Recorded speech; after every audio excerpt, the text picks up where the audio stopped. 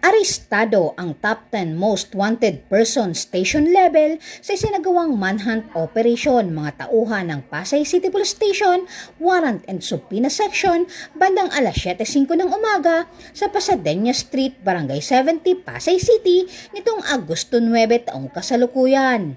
Kinilala ang sospek na si alias Ronald, 49 anyos at residente ng Santo Niño, Pasay City. Ang warrant of arrest ay inisyu ni Honorable Ronald August L. Tan, presiding judge ng RTC Branch 297, Pasay City noong Hulyo 15 taong kasalukuyan para sa service of sentence. Ang naarestong sospek ay nahaharap sa kasong paglabag sa Republic Act 11934 o Subscriber Identity Module SIM Registration Act in relation to Section 6 of Republic Act 10175 o Cybercrime Prevention Act of 2012 under Criminal Case Number R-PSY-24-02174-CR.